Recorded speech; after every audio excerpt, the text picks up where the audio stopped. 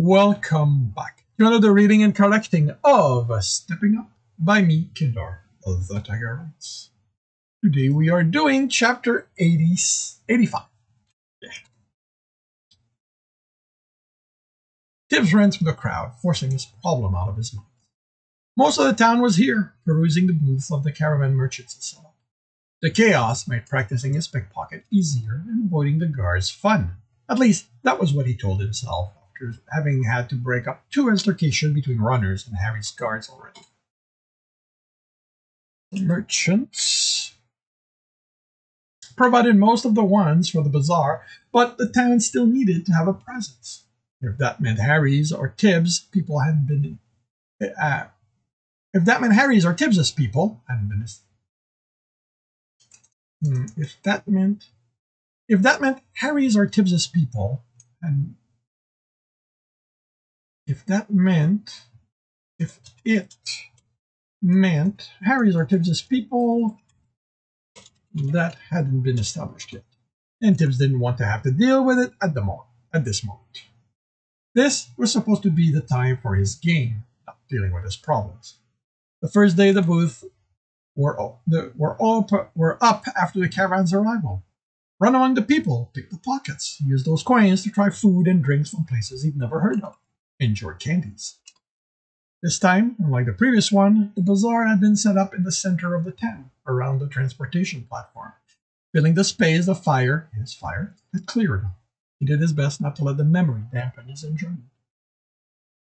The caravan merchant had been lucky, in a way. They had left a few days before Stowe closed his door, and this was the first time back since they'd missed Sebastian and the siege. Now they were enjoying more visitors since the attendant didn't charge as much to come to Craggle Rock while the bazaar was running. It had to be an arrangement with the caravan, but it benefited the town as a whole since the taverns filled up with customers. Even the inn benefited, although it was further into the town. Tibs and his team would eat in the kitchen since there would be too many customers for Crosef to keep their table unoccupied. It probably meant the bazaar would end early, since they hadn't known of the newer location and more visitors meant running out of goods sooner. Tibs saw Cross and changed direction before she noticed him. She was a guard at the moment, not his friend. She wouldn't see him pick pockets, she wasn't that good. But after he returned the last puzzle by slipping it into her pouch without her noticing, she'd find him at some point, loom over him, and demand he hand over what he'd taken. She wouldn't believe when he said he hadn't taken anything. The cube she'd handed him had been a fun challenge. Even once he understood it was about lining up the notches so the other parts would slip into place. Figuring the right order to place and insert them had been difficult. Once he'd succeeded, the second time doing it was only simpler because he knew to identify and keep track of the wooden pieces. There was no pattern to memorize, and if one piece went missing, it was impossible to assemble the cube. He bought enough candies from the merchant to fill his pouch, then set about locating Karina. He found her at the third booth selling books, in an excited discussion with the merchant. He slipped a few of the candies into her pouch and moved on to finding another of his friends. Maz was with his girl and seemed happy. He slipped him more candies because he could see it was a lie. Then, having to think it over, slipped one into the girl's pouch. Kamdar vanished nearly as soon as Tibs saw him, taking a step into a shadow, and it swallowed him completely. The woman the clerk had been talking with was surprised by the action, then looked around furtively. He considered following her as she walked away to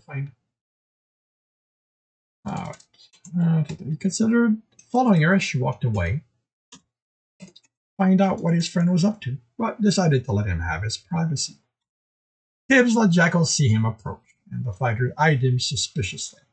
He no longer walked with a limp, and it had only taken Tibs 8 tries to heal his leg correctly. He hadn't minded the hard work it required, and he thought he now knew why he had so much trouble when he simply copied what Karina did. Alistair had been right.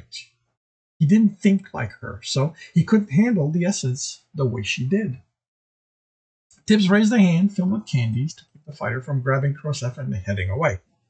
Jekyll hadn't screamed at any point in Tibs' practice on him, but he had kept his distance since. Krosef kept him from disappearing. Just take one, he said, picking a bright pink candy from the selection. Tibs waited until the server reacted to the spice before grinning. On second thought, I think he's trying to trick us into having a reason to practice some more. The yellow one's safe, Tibs said. They're called sunbeams, but they're cool instead of hot. Jekyll took it, but kept his eyes on Tibs as he placed it on his tongue. After a few seconds of it in his mouth, Jekyll raised an eyebrow. It is cool. Joy! Krosef wheezed some more. He spit the candy out, but the spices were still burning. Jekyll grinned at Tibs. Definitely. He pulled his men close. Let me show you. Cursing, Tibs ran off before his friend kissed Krosef. Enjoying yourself? Tibs was startled to a stop and put his hand behind his back. Then remembered he wasn't doing anything wrong. Well, not right now. He smiled at the guard leader and offered him candies. Harry eyed them. Are you trying to bribe me? No, Tibs replied, insulted them and thought he tried. Tibs knew he had nothing to bribe the guard with. With a nod of satisfaction, Harry took a grey one. Those were sweet with some sourness to them. Tibs didn't care for them all that much. Are you trying to convince the merchant here to let your rogues protect them? Harry's tone made it clear he figured that the protection was more of a racket than anything else. No, they have their own guard. And yet, Harry said, I see many of them here, not perusing the offerings. There's plenty of your guards, too. It's our job to protect the guild's interest. I know. Harry narrowed his eyes.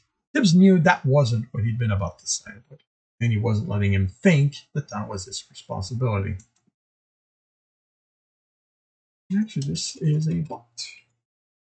But he wasn't letting him think that that was his responsibility. If I were to ask you what act of thievery you've been up to, what would you tell me? Tibs grinned. Ask and find out. He was curious if the guard leader would. Tibs wouldn't lie, there was no point, and Harry would have to act on it, even if it was as inoffensive as picking pockets. Normally, the men didn't want to know about something like this. It was for his guards to uncover and deal with. But it would be a way for him to throw Tibs in a cell, since he couldn't do it for handling the security of Merchant Row, as well as the surrounding blocks now that he had more runners, rogues. Finally grumbled as he turned and walked away. You know, Alistair said behind Tibs, and Tibs' satisfaction disappeared as he startled. When there is so much tension between the two of you, isn't the time to push him until he throws you in a cell. Tibs turned, and his teacher smiled as he popped a blue candy swallowed green into his mouth. Tibs checked his secret pocket, where he kept his favorite candy, and he was short one sea drop. I should call Harry on you. Think of it as the cost for failing a task. No matter how good you are, don't take for granted there isn't someone who can get into your pockets. You're like Delta. There's no way I'd stop you. True, but you can still be aware something is happening. Tibs was aware, wanted to tell the man. He was aware of much more than Alistair could imagine, but in a crowd like this, there was too much of him to be aware of to make anything of it. He couldn't leave his essence active all the time. He'd go numb. So he needed to know something was about to happen for him to activate it. And that was probably what Alistair meant. Tibs should always expect something from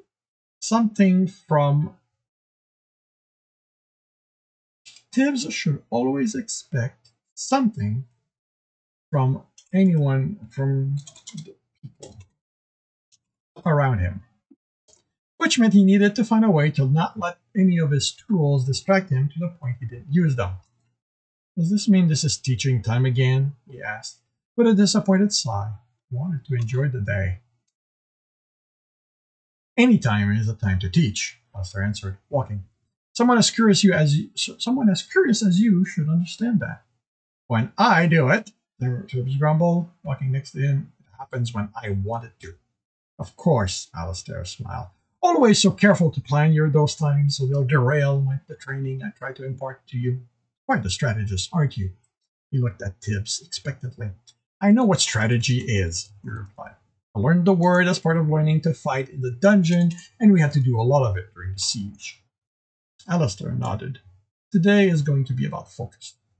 How are you coming along with suffusing your body with water essence? I manage it, Tibs answered with a shrug. He could do it with a thought, not that point. After the novelty of being more slippery had passed, he'd realized that the shield was more efficient in the middle of a fight, and not being seen made not getting caught easier than evading capture. I want you to maintain it while we walk around the bazaar. Tibs considered how much he should let his teacher figure out. That's going to be the hard, isn't it? He asked. Nothing had been easy until he had the elements, and it shouldn't be now either. That will depend, Alistair said. Most runners only start this type of training once they reach row. You had to learn to do more than one thing at a time, so that might help here. Also, some have an affinity for focus that makes exercises like this simple. Others will struggle with them most of their lives. So he shouldn't make it seem too easy, but if he slipped, it wouldn't reveal him as being different. Will it do more than make me slippery? He sensed his teacher's essence. Unlike Tibs, who pushed it out of his core, Alistair's essence radiated from the channels coursing through his body. Why should it do anything more? Could his teacher sense how Tibs' essence flowed in his body? None of his friends could, but Alistair was Delta. Jekyll turns to stone when he does it. He told you? Tibs rolled his eyes. He's on my team. I've seen him do it, and he's my friend, so yes, he told me what it does. Alistair nodded. Earth isn't subtle. You can expect most of what they do to have noticeable results. They'll turn their body to stone, encase you in it, walk through a wall of it. Most of the solid elements tend to be like that. You could say that it's in their nature to be obvious. Water is more subtle in what it does. No one will notice how you're harder to grab holds of unless they're trying to do so. I hadn't thought about it like that. But isn't subtlety what darkness does? It does. But that doesn't mean it's the only element able to do that. You need to remember, Tibs, that the element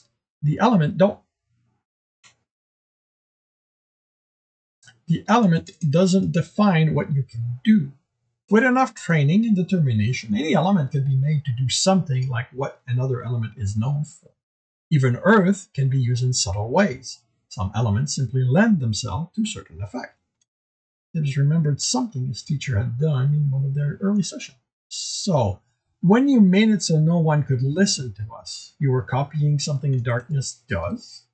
No, I didn't copy darkness, and while you are correct, darkness can do something like that, it isn't how I realized I could. And I'm not letting you derail this session. Are you maintaining your essence? I am. Good.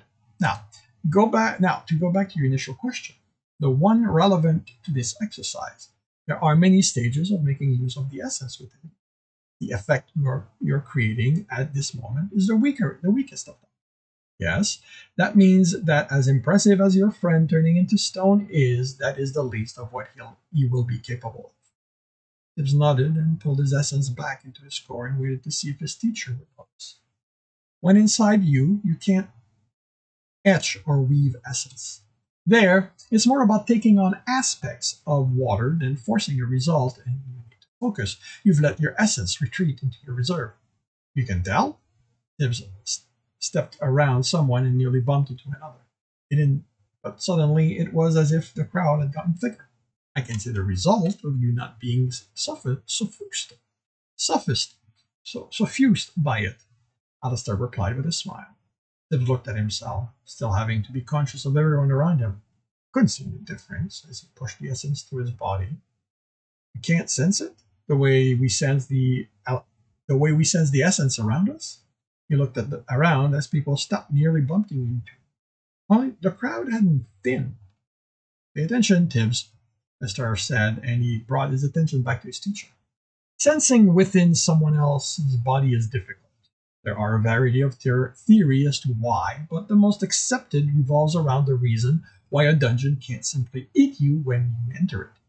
Being alive protects us from it, and it also blocks an adventurer's sense. Tibs nodded, listening and studying the people around him.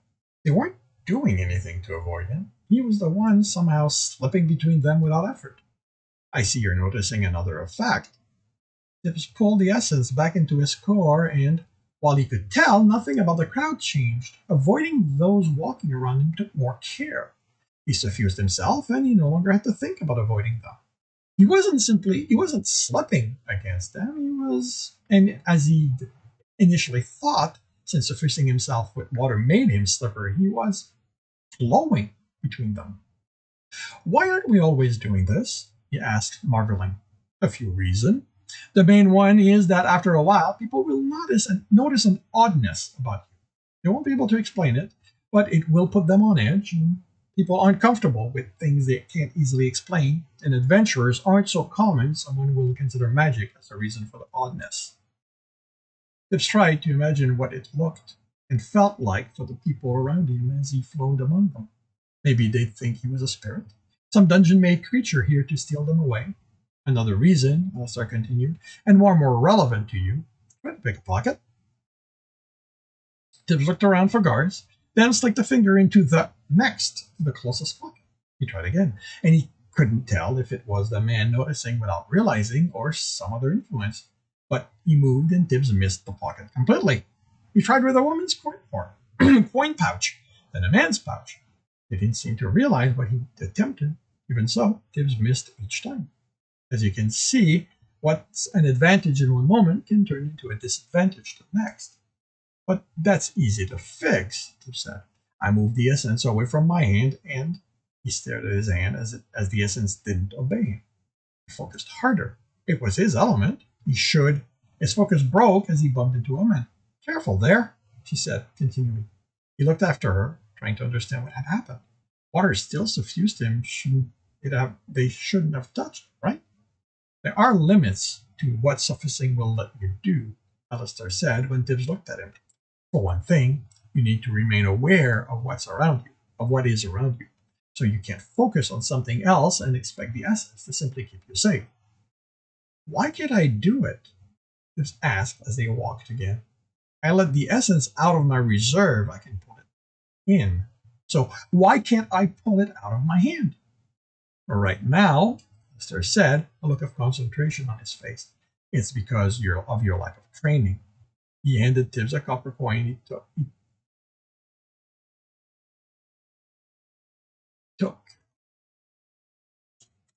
from a pocket. But even with training, it's difficult. This type of suffusing is more of an all-or-nothing proposition. As I said, when it comes to the essence within our body, it's more about taking on aspects than shaping the results. So, other than walking into a crowd without being slowed, does it have more uses? Alistair smiled. Once you can maintain this while performing more strenuous actions than walking, we'll address the next stage. You mean fighting, Tibs said, the realization hitting him. But it doesn't. He closed his mouth, unsure if he should reveal he had